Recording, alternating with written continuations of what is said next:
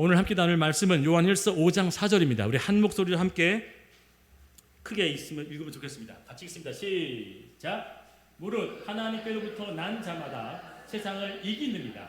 세상을 이기는 승리는 이것이니 우리의 믿음이니라. 아멘. 오늘 전 여러분과 함께 세상을 이길 수 있는 믿음이라고 하는 그런 주제가 됐으면 좋겠고요.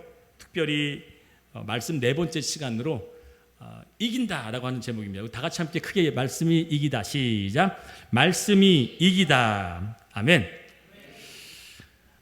성경책의 마지막인 계시록을 보게 되면요, 소아시아 교회 7교회가 등장을 하는데 그 7교회 중에서 2교회만 칭찬을 받고 나머지 5교회는 책망을 받죠. 그럼 이 5교회 책망을 받는 이야기 내용을 보면 하나님께서 미워하시고 또 한심스러워서 책망했을까요? 그게 아닌 걸 아마 알 거예요. 하나님의 성품과 속성을 알면 그들이 믿고 그리고 한심스러워서 책망한 것이 아니라 어머니의 아버지의 마음처럼 안타까움으로 얘기를 했을 겁니다. 그 이유는 뭐예요? 우리나라 속담에 10손가락 깨물어 안 아픈 손가락 없다. 이게 무슨 의미인지 아시죠? 특히 작은 보잘것없이 정말 어디 쓰일까 할 만큼 이 새끼손가락도 깨물면 아파요, 안 아파요? 아프죠. 그만큼 연약해 보이고 또 부족해 보이더라도 다 사랑하는 자녀다라고 하는 속담이라는 얘기죠. 단지 아쉬운 점이 있어서 그들에게 이것만 좀 고쳐줬으면 좋겠는데 이것만 좀 나아지면 어떻게 더 좋지 않을까라고 하는 그 2% 부족한 것 때문에 부모들이 때로는 이렇게 자녀들한테 이야기하는 것이 아닐까. 여러분, 자녀들 키울 때 어떤 자식은 성격이 굉장히 급하죠. 또 어떤 자식은 거짓말 참 잘해요. 어떤 자식들은 막 분냄이 막 화냄이 막 너무너무 막 이렇게 복받쳐 올라가지고 컨트롤 안 되는 자녀도 있죠. 또 어떤 자녀는 매사에 느리고 또 우유부단하고 게으르고 뭐 이런 자식들이 있어요. 그런데 이 부모가 그들을 책망하는 이유는 한 가지예요. 그 이유가 뭐냐면 그 인생을 살아봤던 부모가 이렇게 살아보게 되어지니 그렇게 부족한 모습을 가지니 뭐예요? 세상 살아다 보니까 어려움을 당한다, 안 당한다? 당한다. 그걸 아는 부모가 그 2% 부족한 것 때문에 그 아들이, 그 딸이, 그 자녀가 세상에서 승리하기를 원하는 마음으로 책망하시는 거 아닐까요? 우리 자녀들도 또 우리 부모들도 그런 마음을 이해할 거라고 생각합니다. 왜요? 세상에서 그런 모습을 가지게 되면 분명히 실패하고 루저, 때로는 패배자 같은 역할로 자리매김할 수밖에 없기 때문에 부모는 그 2% 부족한 것을 때로는 책망하는 것처럼 그들을 격려하고자 하는 마음이 있죠. 그렇다면 이 2% 부족한 면도 결국은 사랑하는 마음이에요? 미워하는 마음이에요? 사랑하는 마음이죠. 아멘. 너무나 사랑하는 거예요. 그가 세상에 나갔을 때, 그가 세상에서 사람들과 대할 때, 그 사회 속에서 섞여 살아갈 때 그 2% 부족한 것 때문에 어려움을 당할까 봐 얘야 너 좀 더 게으르지 말고 부지런하면 어떻겠니? 얘야 너 성격을 좀 온순하게 하면 어떻겠니? 얘야 너 어떻게 급한 거 좀 차분하면 어떻겠니? 이렇게 2% 부족한 것으로 하나님께서 이 7교회에서 5교회에게 책망하신 거라고 저는 믿습니다. 그 애틋한 마음, 사랑하는 마음. 너는 이기주의적이지만 세상에서는 너가 더 남을 배려한 사람이 됐으면 좋겠어. 넌 고집불통이고 외골수지만 너는 세상에서 많은 사람들에게 온유하고 자비스러운 삶이 됐으면 좋겠어. 인색하고 넉넉하지 못하지만 늘 베풀고 나눌 수 있는 사람이 되어줬으면 좋겠어. 조급하여 화를 잘 내고 성격이 불같지만 늘 사람에게 친절히 대할 수 있는 온유함이 있으면 좋겠어. 이렇게 하나님 우리에게 우리의 2% 부족한 것을 미워하고 책망하는 것이 아니라 더 뭐예요? 아픈 마음이 있다는 사실을 믿으시길 축원드리겠습니다. 이런 저런 약한 모습을 가지고 있더라도 너가 이 세상에 살아갈 때 이 모습 때문에 힘든 거 나 원치 않는다. 여러분 잘 아시다시피 앞에 있는 목사는요, 아버지를 초등학교 2학년, 저는 국민학교 시절인데 국민학교 2학년 때 아버지를 떠나보냈어요. 그 아버지가 말이 많으신 분이 아니었고 어쩌면 저처럼 내성적인 성격이었던 것 같아요. 자녀를 붙잡고 이런저런 얘기를 많이 오손도손 나눴던 분이 아니에요. 그래서 저에게 아버지로서 어떠한 아들에게 해주는 조언과 삶의 지혜라든지 이렇게 살아야 된다고 하는 그런 이야기를 많이 들은 게 없어요. 그 아쉬움 때문에 저는 사실상 우리 승민이 또 우리 고은이한테 어떤 이야기를 해줄 수 있을까? 나도 갑자기 저희 아버님이 죽음을 준비하시다가 돌아가신 게 아니라 갑자기 심장마비로 누구에게도 인사하지도 못하고 갑자기 돌아가셨단 말이에요. 어떤 유언도 남기지 못하고 어떤 조언도 어떠한 이야기조차도 인사 한 발도 하지 못하고 돌아가셨기 때문에 저는 그거에 대한 공포감이 있어요. 그래서 우리 자녀들한테도 제가 내가 만일 갑자기 죽을 때가 되어져서 숨이 멎어지는 그 타이밍에 그들에게 남겨질 어떤 이야기가 있어야 되는데, 삶의 모태가 있어야 되는데 어떤 이야기를 해주면 좋겠을까 해서 제가 우리 승민이나 고민이한테 이런 얘기를 많이 했어요. 너는 아빠의 자녀이기 이전에 하나님의 자녀이니 그분의 자녀다운 모습으로 살아라. 무슨 얘기인지 아시죠? 너는 내 아빠의 자녀이기 이전에 너는 하나님의 자녀야. 그래서 우리 사모님이 늘 그래요. 승민아, 넌 하나님의 아들이야. 넌 하나님의 아리야, 딸이야. 이렇게 계속 이야기해 줬던 이야기처럼 저도 마지막 숨을 거둘 때 무엇으로 유언을 남길 수 있을까? 이들이 이 세상을 살아갈 때 어떻게 헤쳐나갈 수 있고 정말 힘을 얻고 힘들고 어려운 상황 속에서 넘어지지 않고 살아갈 수 있을까? 그 유언과 같은 마지막 한마디가 그에게 남겨져야 되는데 그것이 무엇일까 고민하다가 제가 이야기했었던 이 말을 얘기한 거예요. 너는 내 자녀이기보단 누구의 자녀라고? 넌 하나님의 자녀야. 아멘. 이것만 알면 돼. 그러면 어려움 속에서도 널 지켜줄 자가 있고 너가 쓰러질 만한 그런 어려움 속에서 넘어져더라도 널 일으켜 세워줄 아버지 하나님이 있어. 저는 그것만 가르쳐주면 제가 마지막 같은 유언을 끝낼 수 있다고 저는 믿습니다. 사랑하는 여러분, 이 악한 세상에 살아갈 동안 넘어지고 쓰러지지 않을 수 있습니까? 그렇지 못하잖아요. 그런데 넘어지고 쓰러지는 우리들에게도 하나님께서 오늘 본문처럼 이렇게 얘기하는 거예요. 너희는 이 세상에서 승리할 것이다. 아멘을 아무도 안 하세요. 다시 할게요. 너희는 이 세상 살면서 승리할 것이다. 왜냐하면 내가 세상을 이겼다. 내가 세상을 이겼기 때문에 너는 승리할 거야 라고 한다는 거죠. 볼까요? 요한일서 5장 4절.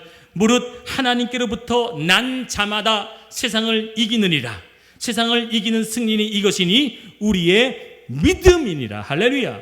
여러분, 계속 제가 이야기하는 것이 있어요. 지난주에도 우리의 믿음으로 말미암아 하나님께서 영원한 생명을 허락하신다고 말씀하신 것처럼 보험에 지급한 내 현금과 돈을 지불함으로 말미암아 보험의 약속이 유지된 것처럼 우리가 하나님 앞에 지불해야 될 게 뭐라고 그랬어요? 믿음밖에 없다고 그랬잖아요. 내 믿음이 있으면 하나님께서 그 약속을 뭐 하신다? 이루신다. 사랑하는 여러분, 오늘 이 본문을 봤더니 승리라고 하는 단어가 여러분 잘 좋아하는 브랜드 있죠? 신발 브랜드 유명한 게 뭐가 있어요? 오, 나이키. 예, 바로 나오니 감사합니다. 예, 저는 이제 공조로 나이땡이라고 하는 거 있잖아요. 이렇게 싹 된 거. 그게 사실상 그 의미가 뭔지 알아? 우리 맞추기 답을 맞췄는데? 몰라? 지금 이거 보면 대충 답이 나올 것 같은데? 나이키라고 한 단어가 원래 헬라어는 니카오라는 단어예요. 니카오, 나이키에서 나이키라고 하는 단어가 나온 거예요. 헬라어 그리고 또 영어로 이렇게 진행되어졌을 때 바로 니카오라고 하는 단어가 뭐예요? 나이키라 해서 나이키 같은 무슨 의미입니까? 그러면 승리예요. 승리라고 하는 그 의미를 두고서 있는데 어떻게 승리하느냐라고 봤더니 이 본문에는 너무나도 정확한 단어로 우리에게 명확하게 딱 집어서 얘기합니다. 바로 승리가 이겼다라고 하는 의미도 있지만 더 정확한 의미로 따라합니다. 정복하다. 뭐라고요? 정복하다. 내가 다스리고 내가 움켜쥐고 내가 컨트롤할 수 있는 것으로 내가 너에게 허락하겠다라는 단어예요. 그러니까 니케오라고 하는 이 단어가 승리, 그냥 이겼다라고 하는 끝나는 것이 아니라 더 깊은 의미는 정복하다. 근데 이 정복하다는 얘기가 약속되어져 있는 말씀이 있어요, 없어요? 있어요. 바로 창세기 1장 28절에 하나님께서 여러분에게 약속하셨어요. 어떤 약속? 다 같이 크게 읽습니다. 시작. 하나님이 그들에게 복을 주시며 그들에게 이르시되 생육하고 번성하여 땅에 충만하라. 땅을 뭐래요? 약속했어요, 안 했어요? 했어요, 안 했어요? 하나님이 인간을 만들어 놓고 처음에 약속한 게 뭐냐면 내가 너에게 생육하고 번성하고 충만하고 그 마지막에 뭐라고요? 정복할 수 있는 내가 니케 그 힘을 줄게. 할렐루야. 우리는 정복할 수 있는 힘이 있다는 거예요. 하나님의 자녀가 되어지는 모든 사람들은 하나님께서 이미 약속하셨어요. 너는 세상을 이길 것이야. 그리고 그 뒤에 뭐라고 나오죠? 너희가 뱀의 머리를 뭐한다? 밟을 것이요. 할렐루야. 즉 하나님의 자녀는 하나님의 백성이 되어지는 순간부터 하나님 그 약속이 이루어질 수 있도록 그분께서 뭐 하시는 거예요? 일하시고 역사하시고 관여하신다는 사실입니다. 우리의 세상인 이 땅, 우리가 밟고 있는 이 지구, 이 땅을 얘기하는 것이나 이 세상을, 이 땅을 정복하는 것으로 우리에게 의미하는 것, 즉 우리가 곧 이 땅을 정복하고 이 땅을 이길 수 있는 그 오로지 유일한 방법 하나는 믿음 외에는 없다는 사실이에요. 자, 그러면 예를 들어서 세상의 논리와 세상의 법칙은요, 뭐 힘과 혈과 육체적으로 이겨야지 뭐 하는 거예요? 올라가잖아요. 막 탁탁 올라가죠. 이 사람을 밟고 저 사람을 죽이고 때로는 시기하고 이간하고 해서 막 밟고 올라가야 하는데, 이건 세상의 논리와 방법이지만 하나님의 방법과 영적인 법칙은요, 이거와 반대되는 거예요. 왜냐하면 세상은 그 상대를 죽이고 그 상대를 무찌르고 그 상대를 밟아야지만 이기는데, 우리 하나님의 방법은 그들을 무찌르고 밟고 처참히 그들을 무너뜨리고 이기는 것이 아니라 반대로 우리가 지면 이긴대요. 할렐루야. 이상한 얘기죠. 내가 지면 이긴다고 얘기한답니다. 왜요? 마태복음 4장 8절에 이렇게 예수 그리스도께서 말씀하셨습니다. 같이 읽습니다. 시작. 그러므로 하늘에 계신 너희 아버지의 온전하심과 같이 너희도 온전하라. 여기 이 온전이라고 단어는 제가 영어로 잘 표현해놨죠. perfect.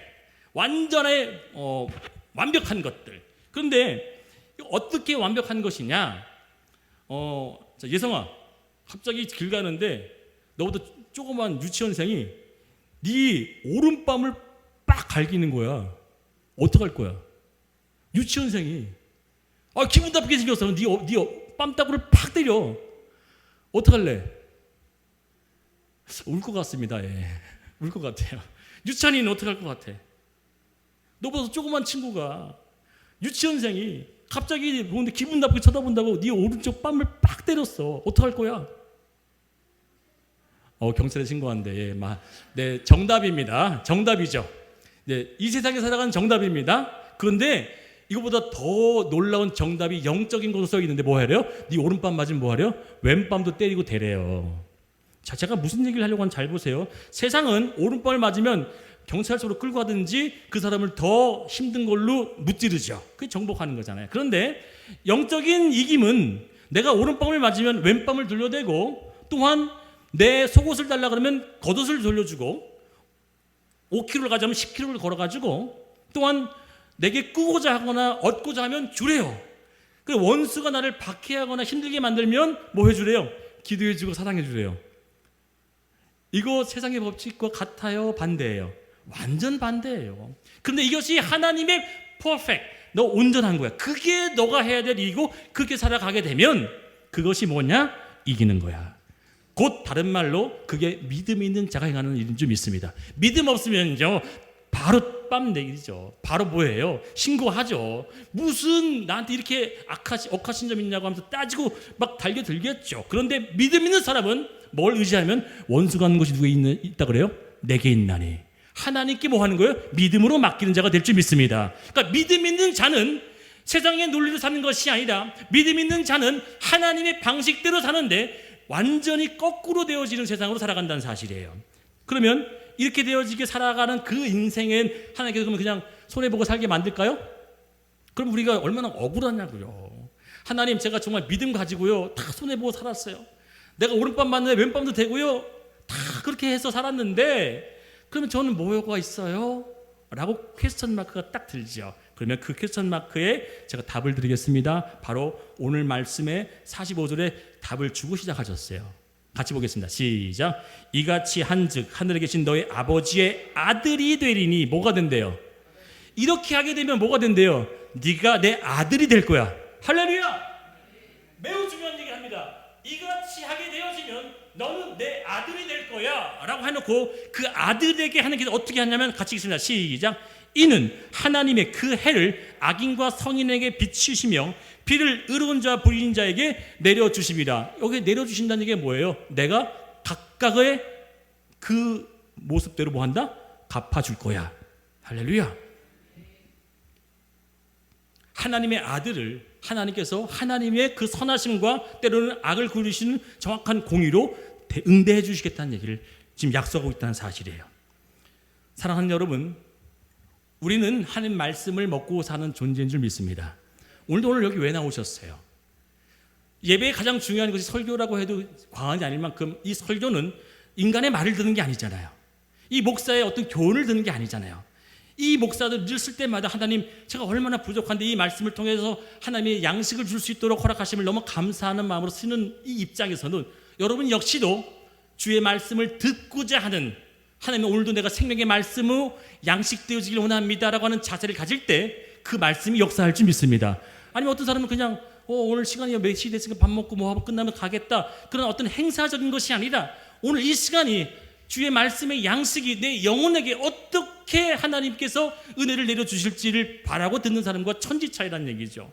왜냐하면 창세기 1장 28절에 이렇게 네 가지 약속하셨죠. 생육하고 번성하고 충만하고 정복하고, 이 네 가지 축복을 주신 후에 그리고 이것을 잘 유지하기 위해서 너희가 필요한 것이 있단다 라고 하는 거예요. 뭐냐면 바로 28절입니다. 같이 읽습니다. 시작. 하나님이 이르시되 내가 온 지면에 씨 맺는 모든 채소와 씨 가진 열매 맺는 모든 나무를 너에게 주노니 너희의 먹을거리가 된다. 이게 우리 육신의 먹을거리만 얘기하는 것이 아니에요. 하나님께서 너희 그냥 채소 먹고 뭐 과일 따먹고 그것만 얘기하는 것이 아니라, 여기서 봤더니 원문에 오크라라고 한다니 봤더니 정확한 지침으로 너의 온전한 양식 돼 있어요. 할렐루야. 내가 살아야 될 진짜 양식, 육체적인 양식이 아니라 그 외에 영적인 모든 양식을 뜻하는 의미로 오크라, 너희가 먹어야 될 이 양식을 네가 먹어야 돼. 곧 그 양식은 하나님의 말씀인 줄 믿습니다. 왜요? 볼까요? 어느 날 예수께서 제자들을 많이 가르치신 후에 이제 시장한 때가 돼서 제자들이 막 음식을 막 준비하는 거였어요. 음식을 막 준비하고 있었는데 예수님께서 혼자 앉아 계시니까 제자들이 예수님께 그러는 거예요. 예수님께 먹을 거 좀 갖다 드리자. 예수님도 배고프실 텐데 라고 하면서 그 먹을거리를 가져다 주려고 갔더니 예수께서 나는 이미 먹을 것이 있어 그러는 거예요. 아니, 저희가 음식도 준비해 주지 않았는데, 그래서 자기들이 수근수근 거리는 거예요. 누가 잡수실 것을 먼저 갖다 줬나 보다. 누가 먹을 거를 예수께서 갖다 줬기 때문에 저분이 그렇게 얘기하나 봐 라고 오해를 합니다. 그런데 그분이 이 얘기를 한 후에 그 먹을 것이 있다라고 하면서 어떤 말씀을 했냐면 요한복음 4장 34절에 이렇게 얘기를 하는 거예요. 같이 함께 읽어봅니다. 시작. 예수께서 이르시되 나의 양식은 나를 보내신 이의 뜻을 행하며 그의 일을 온전히 이루는 이것이니라. 아멘. 양식이 뭐래요? 양식은 하나님의 뜻을 행하고 그 일을 온전히 이루고자 하는 것이 양식된다는 거예요. 즉 우리의 진짜 양식은 그 예수께서 아버지의 뜻을, 또 그 일을 온전히 이뤘던 것이 뭐예요? 하나님께서 말씀하셨던 것을 이루어냈었던 거죠. 그 말씀을 그대로 따랐던 것이었죠. 자, 세상의 논리와 반대되었던 것들이었습니까? 자, 예수께서 어떻게 뜻을 행했는지 한번 보겠습니다. 제가 설명을, 예수의 역사를 쭉 살피시면서 말씀을 해드릴게요. 예수께서 어떻게 하나님의 뜻을 이뤘는지. 자, 먼저 자신의 욕망과 야망을 위해서 언제든 배신할 준비가 되어 있었던 제자들을 알면서도 자기 제자로 맞이했어요? 거부했어요? 맞이했어요. 그 사람의 뜻을 알아요. 저 사람은 나를 버릴 사람인데, 저 사람은 나를 배신할 사람인데 알면서도 그 사람을 받아주는 것은 뭐예요? 세상과 반대되는 일이에요? 세상과 따르는 행위예요? 반대되는 일이에요. 제가 삼성에 근무할 때 정말 놀라운 걸 봤어요. 1년의 영업계획을 세워놓고 그 영업계획에 미달되어지는 어떤 그 목표액이 있었는데 그 1년의 부서에 돈을 엄청나게 투자를 해요. 진짜 기하급수적인 엄청, 이거 말할 수 없는 금액을 막 투자를 합니다. 그런데 1년의 결과를 딱 보고서 성과가 30% 미달됐어요. 근데 그 다음 주에 책상들이 다 없어진 거예요. 세상은 뭐라고요? 자기에게 이익이 되지 않으면 어떻게 해요? 가차없이 책상 빼버리는 거죠. 제가 너무너무 놀랐어요. 어디 갔나 해봤더니 좌천된 거예요. 저기 하루아침에 정도 없어요. 그제까지만 식당에서 막 웃고 놀고 했었던 그 사람들이 어느 날 책상이 없어지고 좌천돼 버리죠. 왜요? 필요 없으면 가차없이 자르는 게 세상입니다. 근데 예수께서 저들이 날 배신하고 나를 팔 것이고 나를 지킨 것이 도망갈 사람인데 알면서도 그걸 뭐 했어요? 그를 품어줘요. 이게 누구의 방법이에요? 하나님의 방법. 잘 들으십시오. 영적인 방법과 믿음의 사람은 세상의 논리와 방식의 반대로, 그리고 또 두 번째, 늘 시시탐탐 음모와 계략으로 죽이려고 했던 바리새인과 대제사장과 율법학자도 있었잖아요. 늘 돌아다니면서 그의 설교를 듣고 어떻게 틈을 잡을까 기회를 엿봤던 대제사장들과 바리새인과 율법학자들. 근데 어떻게 했어요? 그들까지도 뭐 했어요? 용서하시더라. 아멘. 또한 자신을 욕하고 저주하면서 조롱했었던 로마 군사들이 있었지요. 그런데 예수께서 이런 얘기를 하죠. 내가 지금 12군데도 더, 그러니까 12군데 12사단이에요. 한 사단이 몇백명, 몇천 명 있잖아요. 군대. 근데 12사단이 되어줄 수 있는 천군 천사를 불러모아서 내가 이것을 진면할 수도 있는데 내가 안 하는 이유가 뭔지 아냐? 여러분 무슨 얘기인지 아시죠? 자기를 조롱하고 채찍을 치고 침뱉는 그 로마 군사들을 지금 단칼에 없앨 수 있을 만한 능력이 있어요, 없어요? 있음에도 불구하고 내가 12군데도 될 만한 천사를 불러서 싸그리 진멸시킬 수 있지만 나 그거 안 하는 이유가 뭔지 알아? 하나님의 뜻 때문에 그래. 할렐루야.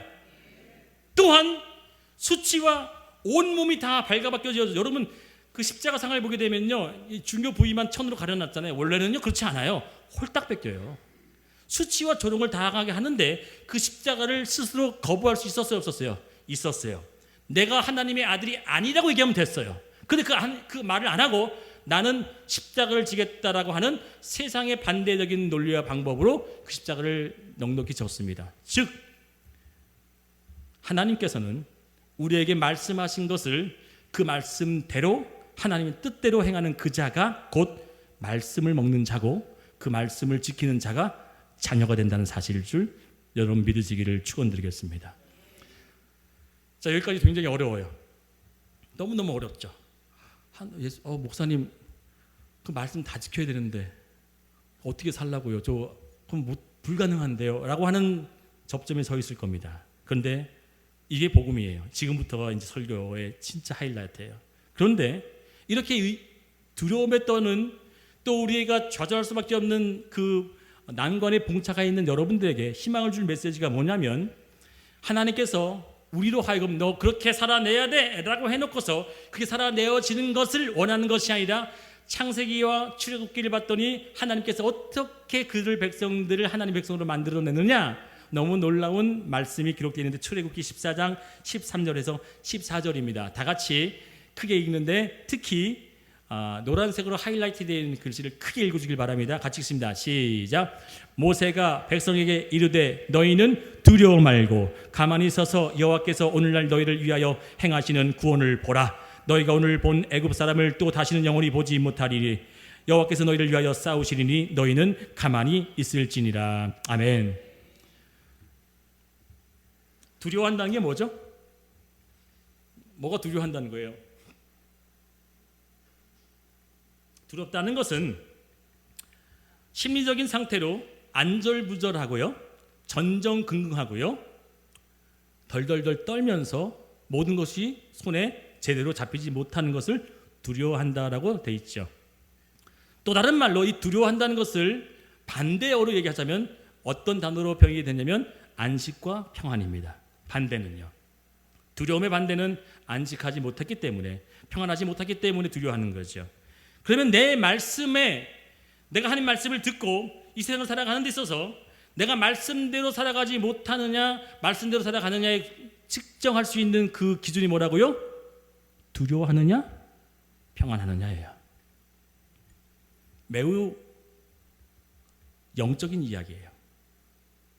내가 살아가면서 내 삶에 어떤 것이든 내가 율법을 지키지 못하더라도 내가 두려워하고 있다면 그 두려움은 뭐가 없는 상태예요?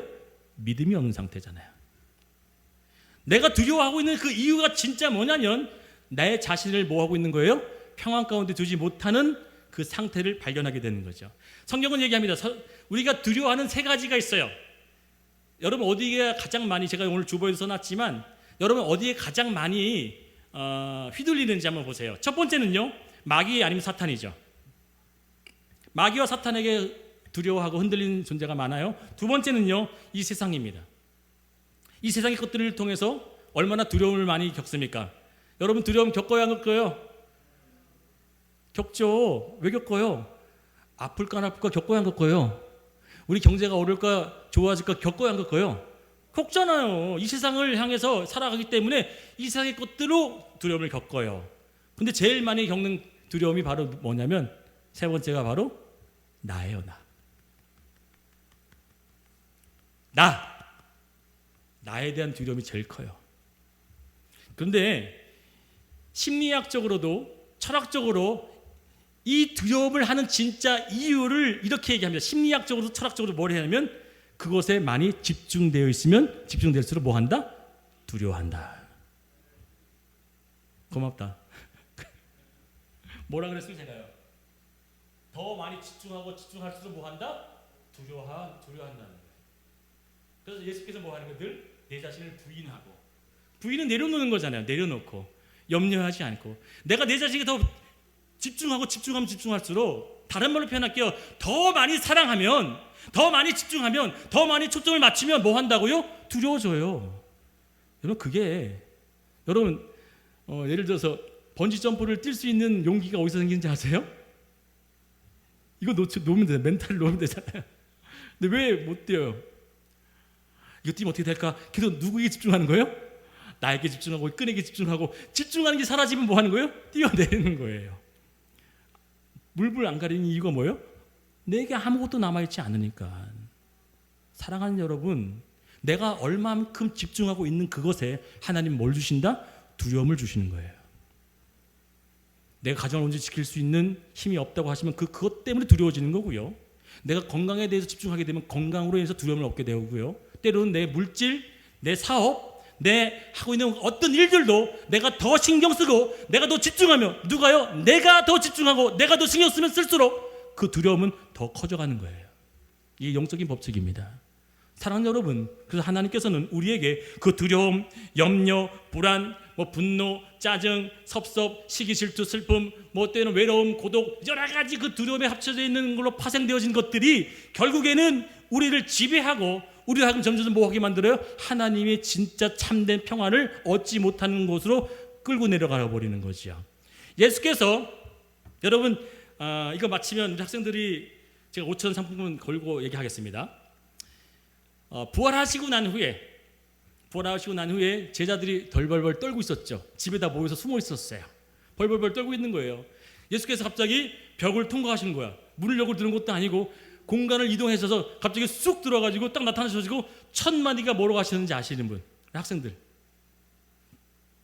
1,000마디. 우리 예한교회 출신 친구가 맞춰주면 교회가 확 올라갈 텐데. 우리 장년들은 아십니까? 오, 감사합니다. 샬롬 그랬어요. 할렐루야. 뭐라고요? 샬롬. 샬롬이 뭐예요?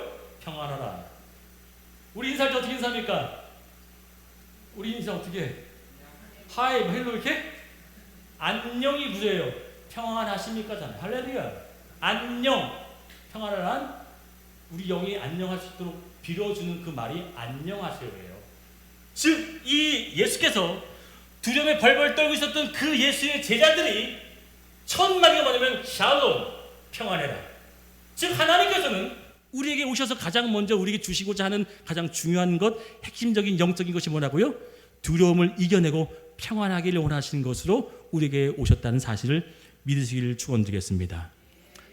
데살로니가전서 2장 13절에 이러므로 우리가 하나님께 끊임없이 감사함은 너희가 우리에게 들은 바 하나님의 말씀을 받을 때 사람의 말로 받지 아니하고 하나님의 말씀으로 받음이니 진실로 그러하도다. 이 말씀이 또한 너희 믿는 자 가운데서 뭐한다?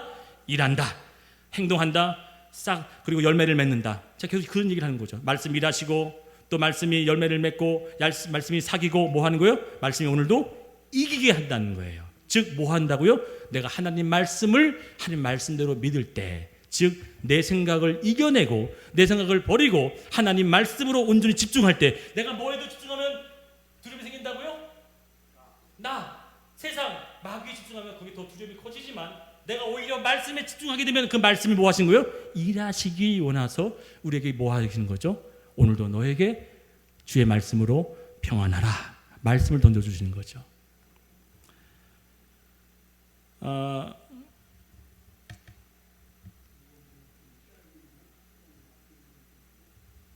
오늘 말씀을 제가 설교를 하기 전에 어제부터 너무너무 기뻤어요. 왜 이렇게 기쁠까? 찬양도 제가 막 축제가 됐으면 좋겠습니다라고 했었던 그 이유처럼 말씀이 막 이렇게 그 뭐랄까 고픈 사람이 있잖아요. 막 제가 사실 이 단위에 올라올 때 어떻게 보이실지 몰라도 저는 단 한 번도 원고 없이 설교해 본 적이 없어요. 그만큼 다른 말로 뭐예요? 아침에도 원고를 뭐 수십 번 읽고 올라와서 서요. 쓰면서는 얼마나 많이 이 원고에 대해서 제가 암기하고 외우고 하겠어요. 그러면서도 올라올 때도 두려워요. 근데 오늘은 이 올라오는 걸음이 빨리 올라가고 싶었어요. 빨리 올라가서 말씀 전하고 싶다. 그런 적이 별로 없거든요. 근데 왜 그랬냐 가만히 봤더니 하나님께서 오늘 여기 앉아있는 누군가에게, 그 누군가가 누구냐면 바로 두려움에 쌓여있는 자, 염려와 불안에 초조해 있는 사람, 그 영혼에게 하나님 이 말씀을 빨리 해주고 싶어 하는 그 마음이 너무너무 느껴졌다는 거예요. 누군가가 지금 두려워하고 불안에 떨고 있고 아닌 것처럼 살고 있지만 그 내면 깊은 곳에는 내가 불안에 쌓여서 도저히 하나님의 말씀과는 상관없이 여전히 나에게 매여 있고 나에게 초점이 주어져 있고 내가 있는 하나님의 일에 초점이 되어 있는 그 사람에게 하나님께서 뭐하라? 평안하라. 그리고 뭐 하라는 얘기요? 내 말씀에 집중해라. 그 얘기를 지금 하고 싶어하는 누군가에게 지금 너무너무 말씀하고 싶어 하시는 그것을 제가 거부할 수 없는 거예요. 다시 오늘 본문을 보겠습니다. 그렇다면 여러분, 우리는 어떻게 이 두려움을 이길 수 있을까요? 우리는 어떻게 이 두려움을 극복해낼 수 있을까요? 그 이유는 한 가지밖에 없어요. 하나님께서 우리에게 그 두려움을 없애기 위해서 곧 모든 하나님의 자녀에게 해주신 말씀이 바로 오늘 요한 1서 5장 4절 말씀이에요. 같이 읽습니다. 시작. 무릇 하나님께로부터 난 자마다 세상을 이기느리라. 세상을 이기는 승리니 이것이니리 우리의 믿음이니라. 아멘. 오늘 제가 특별히 낫다라고 하는 난, 이게 겟나오라고 하는 단어인데 바로 나고 재탄생되어지고 하나님께서 거듭나게 하는 그 인생을 표현한 단어인데 하나님께로부터 낫다라고 하는 이 의미가 여러분에게 무엇으로 다가가고 있는지 제가 꼭 집어 이야기할게요. 자, 지금까지 혹시 주일날 11시에 예배를 드려야 되고 남들 보기 때문에 또 봉사도 해야 되고 또 헌금은 이 주보에 이름도 나오니까 헌금도 해야 되는 어떤 의무적, 행위적인 것으로 하나님의 자녀가 되어진다라고 하는 그분이 있다면 이 말씀을 꼭 잘 들으시기 바랍니다. 여러분, 그 모든 행위는 여러분으로 하여금 하나님의 자녀가 되어지는 조건과 요건이 절대 안 됩니다. 헌금을 해도요, 그 아버지가 누군지 알고 하는 헌금과 그 아버지가 누군지 모르고 하는 헌금은 하늘과 땅의 차이고요. 내가 하고 있는 그 봉사와 헌신도, 내가 드려지는 이 예배도, 찬양도, 기도도 이것이 빠진 상태에서 하는 그 모든 것들은 무의미하게 된다는 거죠. 뭐가 빠졌다고요? 내가 하나님으로부터 뭐 했다? 난 자구나. 이게 빠지고 하는 그 모든 것들은 쓸모없는 것이죠. 여러분, 유찬이나 예성이나 서은이가 무엇을 했기 때문에 우리 박순섭 집사님과 때로는 우리 어머니 아버님이 되시는 그런 분들이 엄마 아빠가 됐나요? 왜 엄마 아빠가 됐어요? 두 가지 조건밖에 없어요. 두 가지. 낳기 때문에. 두 번째 뭐예요? 안 낳았어도 내가 너 엄마 아빠가 될 거라고 양자로 삼으면 돼요. 맞나요? 틀리나요? 맞죠? 낳거나 아니면 내가 널 낳지 않았어도 내가 너의 엄마가 될게, 내가 너의 아빠가 될게 라고 하면서 그를 양자로 맞이할 때 엄마 아빠가 되는 거예요. 오늘 이 본문에 다 같이 크게 따라 했으면 좋겠습니다. 하나님으로부터 난 자마다. 아멘. 어떤 부모가 되기 위해서는 내가 뭘 했기 때문에 되는 것이 아니라 하나님이 나면 그분의 자녀가 될 줄 믿습니다. 여러분 모두 다 내가 어떤 행위, 어떤 율법 지킴으로 그 아버지가 나의 아버지가 되는 것이 아니라 그 아버지가 내가 너를 낳고 내가 너를 양자로 삼았어. 그것이 진리고 그게 복음의 핵심이라는 사실이에요. 이것이 믿어지는 사람은 내가 살아가는 그 모든 삶에 집중하고 포커스를 맞추는 그 대상이 내가 아닌 아버지가 되어줄 수 있다고 하는 사실로 우리가 계속 믿음의 신앙과 성장이 이루어질 줄 믿습니다. 자, 이 요한 1서 5장 4절 말씀을 아주 정확하게 해석했었던 또 다른 예수님의 말씀이 바로 이 말씀이죠. 너무나 잘 알고 있는 말씀입니다. 외우고 있는 말씀일 수도 있어요. 요한 복음 1장 12절 13절입니다. 같이 읽습니다. 시작. 영접하는 자 곧 그 이름을 믿는 자들에게는 하나님의 자녀가 되는 권세를 주셨으니 뭐 하는 자가 준대요? 뭐 하는 자? 믿는 자. 어떻게? 하나님이 내 아버지라고 뭐 하는 거예요? 믿는 자. 영접이라는 것이 뭐냐면 받아들임이잖아요. 어떤 걸 받아들이면 하나님이 내 아버지구나를 받아들이는 것을 믿고 살아가는 그 자에게는 내가 권세를 줄게. 그리고 나서 13절에 이 권세는 같이 있습니다. 시작. 혈통으로나 육적으로나 사람의 뜻으로 나지 아니하고 오직 하나님으로부터 겟나오 하나니. 할렐루야. 하나님으로부터 나나니, 하나님으로부터 주어지니, 하나님으로부터 생성되어지니. 즉 우리가 살아가고 있는 이 모든 세상에 내가 오로지 집중해야 될 것은, 그리고 승리할 수 있는 방법은 내 아버지는 하나님이시구나 라고 하는 이 정말 단순하고 유아틱한 이 조건이 여러분에게 계속 뭐 하고 있어요? 흔들려고 있는 거 아닙니까? 왜 두려워하고 있어요? 왜 염려하고 있어요? 이 기초적이고 아주 기본적인 이 원리야, 이 조건이 여러분에게 자리매김하고 있습니까?